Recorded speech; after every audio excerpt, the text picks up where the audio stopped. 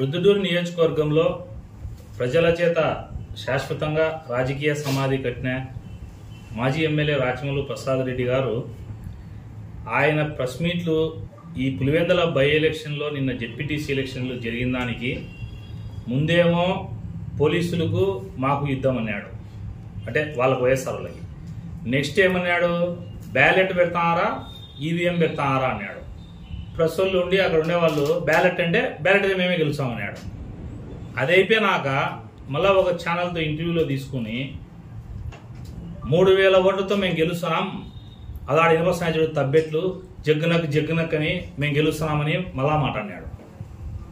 మళ్ళా నిన్న వచ్చినాడు ఏందో ఒక టెంట్ వేసి గాంధీ మహాత్ముడి నిజంగా ఆయనకు ప్రేమ ఉన్నట్టు, నిజంగా గాంధీ గారి ఆశయాలకు ఈయన వారసుడైనట్టు, అంబేద్కర్ రాజ్యాంగం రాసే అంబేద్కర్ రాజ్యాంగం అమలు కావడంలే అని చెప్పేసి ఈయన ఏదో బాధపడిపోతా అన్నట్టు ఒక స్టంటు ఒక షో పెట్టాడు. నువ్వు ఏం మాట్లాడుతున్నావు, నువ్వు ఏం జరిగింది, చిన్న లాజిక్ మిస్ అయ్యాడు. మన పొద్దుటూరులో చెల్లని రూపాయి పులివెందులో చెల్లుతుందంట, పులివెందుల్లో చెల్లని రూపాయి విజయవాడలో చెల్లుతుందే. నువ్వు ఏడ చెల్లని నూకవు స్వామి. చిన్న లాజిక్ ప్రజలు గమనించండి. రాచమల్లు ప్రసాద్ రెడ్డి ముఖ్యంగా ఇది గమనించాలా. అసెంబ్లీ ఎన్నికలలో 175 సీట్లకు మీకు వచ్చింది 11 సీట్లు. అంటే ఎంత పర్సంటేజ్ వచ్చింది? అదే పర్సంటేజ్ పైన 10,000 ఓట్లు ఉంటే అంతే పర్సంటేజ్ ఆఫ్ ఓట్లు వచ్చినాయి. కారణం ఏంది అని అన్వేషించకుండా ఒకసారి బాగా ఆలోచన చేయాలి రాచమల్లు ప్రసాద్ రెడ్డి గారు. ఇంట్లో కూర్చొని నిమ్మలంగా మంచిగా నైట్ ఏదన్నా మంచిగా తినేసి ఒక్కడివి అట్లా కూర్చొని ఒకసారి ఆలోచన చేసి మాట్లాడేటప్పుడు 175 సీట్లకు 11 వచ్చినాయి, 10,000 ఓట్లలో 600 చిల్లర వచ్చినాయి. పర్సంటేజ్ అంతే కదా తేడా, ఒక 1% అటు ఇటు వచ్చినాయి. అది ప్రజలు మీకు ఇచ్చిన తీర్పే కదా. నిన్న ఒకసాడు ఈవీఎంలు మార్చారంటాడు.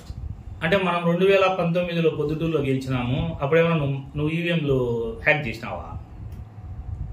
ఏం మాట్లాడతావు? ప్రజలు ఎందుకు మీకు ఓటేలని నువ్వు కానీ, మీ జగన్మోహన్ రెడ్డి కానీ, లేకపోతే ఇక్కడ ఉన్నటువంటి ఎంపీ అవినాష్ రెడ్డి గారు కానీ ఎవరైనా మీరు అయ్యా ప్రజలు మనకు ఎందుకు ఓట్లేలే, ఈ పర్సంటేజ్ నేను చెప్పినా చూడు, ఈ పర్సంటేజ్ ఎందుకు పెరగలే, ఈ సంవత్సరము 3 నెలల నుంచి మీరేమైనా చించింటే ప్రజలు అబ్బా వీళ్ళు ప్రతిపక్షంలో పాపం 11 సీట్లే మనం ఇచ్చినా వీళ్ళు మన కోసం ప్రజల కోసం ఇంతగా పాటుపడుతున్నారని ఆలోచన చేసి ఓట్లేస్తారు. నన్ను అరెస్ట్ చేసినప్పుడు రాత్రి 2:57 ఇబ్రహీం సర్కిల్ ఇన్స్పెక్టర్కు నువ్వు ఫోన్ చేస్తావు.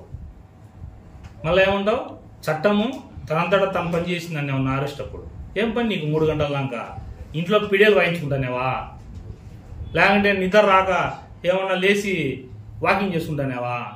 ఎన్నిసార్లు మాట్లాడినావా? కాళ్ళేట తీయమంటావా, బయటికి చూపిమంటావా ప్రెస్కు? తర్వాత మా బీటెక్ రవెన్నని, శ్రీనివాసులెడ్డి అన్నని, నన్ను ఇంకా ఎంతమందో కార్యకర్తల్ని ఎట్లా వేధించినారా? బీటెక్ రవెన్న పులివెందుల నుంచి కడపకు వస్తా అంటే నక్సలైట్లో బందిపోట్లు దొంగలు కిడ్నాప్ చేసినట్టు ఆయన కిడ్నాప్ చేయించి ఆ రోజు రాత్రి 2 గంటలప్పుడు సెంట్రల్ ప్రిజన్కు తీసుకొని వచ్చారు. దాని ముందు రోజే నేను అరెస్ట్ అయ్యి నేను సెంట్రల్ ప్రిజన్లో ఉన్నా. చేతికి ఆయనకు రక్త గాయాలు ఈ రోజుకి నాకు గుర్తుంది. రవెన్నను ఎంత హింసించినారు, మానసికంగా హింసించినారు, ఇంకొకటి హింసించినారు. అప్పుడు చెప్పకూడదా జగన్మోహన్ రెడ్డికి, మనకు అంబేద్కర్ రాజ్యాంగం మనం ఫాలో కావాలా జగన్మోహన్ రెడ్డి, ఇది తప్పు, ఇట్లా చేయకూడదని చెప్పొచ్చు కదా. రవెన్నను ఆమెం చేసినారు.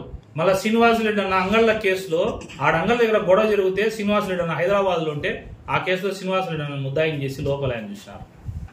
ఎవరెవరో అంగళ్ళ కేసులో సంబంధం లేని వాళ్ళందరికీ పెద్దిరెడ్డి ఫోన్లు చేసి మీ తాలూకాలో మీకు ఎవడన్నా ఒక 10 మంది గట్టిగా తెలుగుదేశానికి పనిచేసే వాళ్ళు ఉంటే తాండి ఈ కేసులు ఎక్కిస్తామని చెప్పి దాదాపుగా 300 మంది మీద అక్రమంగా 307 కేసు పెట్టి లోపల ఇచ్చినారు. తండ్రి కొడుకులు ఎంతమందిని ఇచ్చినారు మీ ప్రభుత్వంలో? ఇవన్నీ నీకు కనపరావు. పొద్దుటూరులో నువ్వు చేసిన పోలీసులను అడ్డం పెట్టుకొని దౌర్జన్యకాండ ఇంకా పొద్దుటూరు ప్రజలకు తెలుసు. ఇబ్రహీంను నీ తొత్తుగా పెట్టుకొని ఎన్ని పంచాయతీలు చేయించినావు, ఎంతమందిని బెదిరించినావు, ఎంతమంది దగ్గర డబ్బులు వసూలు చేసినావు. నీ ఇష్టం వచ్చినట్టు మా మీద తప్పుడు కేసులు పెట్టి మా మీద పోలీసులను వదిలిపెట్టి ఈ రోజు నేను చూస్తా అంటే అసలు ఆ రాచమల్లు ప్రసాద్ రెడ్డి ఇప్పుడు మాట్లాడేది, లేకపోతే ఇంకొకరు అనేంత ఆశ్చర్యంగా ఉంది. పొద్దుటూరు ప్రజలు ఆశ్చర్యపోతున్నారు. నిజంగా ఈయన రాచమల్లు ప్రసాద్ రెడ్డినా గతంలో చేసినవి అన్నీ చేసి మళ్ళా ఈ రోజులే సత్యహరిశ్చంద్రుడు వారసుని మాదిరి. అది ఒకటి ఈ మధ్యన డైలాగ్ చెప్పబట్టినాడు, ప్రజాస్వామ్యం కూని అయిందని. ప్రజాస్వామ్యాన్ని కూని చేసింది నువ్వు మాట్లాడుతా అంటే ప్రజాస్వామ్యం గురించి ప్రజలు బంకు దగ్గర పోయి టీ బంకుల దగ్గర చూడిపో నవ్వుకుంటారని ప్రెస్ మీట్లు చూసి ఏమి దానికి ఏమో తలకాయ చెడిపోయింది అని. అరే ప్రొద్దుటూరు నియోజకవర్గానికి ఏం కావాలా, ప్రొద్దుటూరు నియోజకవర్గానికి ఏం చేయాలా ఇవి ఆలోచన చేయకుండా మాటికి ఏందో నాకు అర్థం కాదు. మొన్న ఏమన్నా ఇట్లా మీసాలు తిప్పుతున్నావు, ఏమొస్తుంది ఈ మీసాలు తిప్పితే? తొడలు కొడితే మీసాలు తిప్పితే వస్తుందా? ప్రజల మనసు గెలిచమంటే గెలిచవు.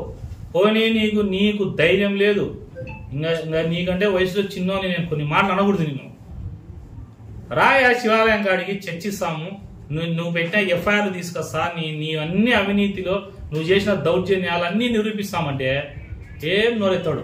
గప్చుప్గా గమ్ము కూర్చొని వేరే దాని గురించి మాట్లాడతాడు.